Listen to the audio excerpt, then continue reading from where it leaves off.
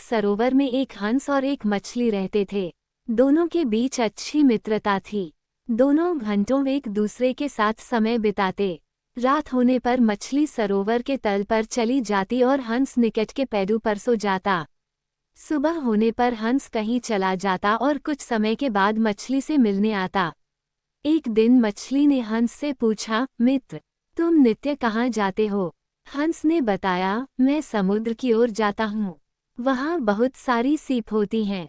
उन सीपों में से जिस सीप में मोती निकलता है, मुझे उसकी तलाश होती है, क्योंकि मेरी खुराक मोती ही है। मैं हंस हूँ, सिर्फ मोती ही खाता हूँ। ये सुनकर मछली बोली, मित्र, मुझे भी समुद्र देखना है कि वो कैसा होता है। मछली की उत्कट अभिलाषा देखकर हंस ने कहा, यहाँ से थोड़ी दूर एक नदी है। बारिश के दिनों में सरोवर का पानी नदी की ओर जाएगा तो तुम नदी में चली जाना। नदी समुद्र में जाकर मिलती है, फिर तुम नदी के रास्ते समुद्र में चली जाना।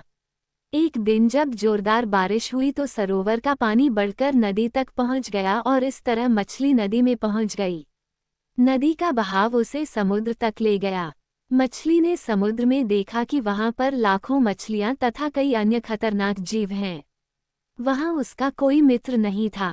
वहां उसने देखा बड़ी मछलियां व खतरनाक जीव छोटी मछलियों को खा रहे थे।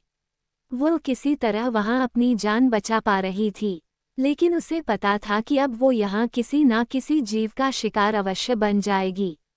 अब उसे रह रहकर अपने मित्र हंस की याद सताने लगी, लेकिन सरोवर तक जाने का अब कोई मार्ग नहीं था।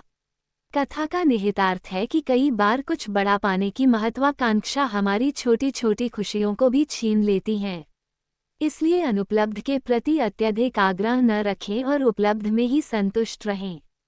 अगर आपको जीवन में तरक्की के रास्ते पर जाना है तो सोच समझकर सही पथ चुनें और एक एक सीढ़ी चढ़ें।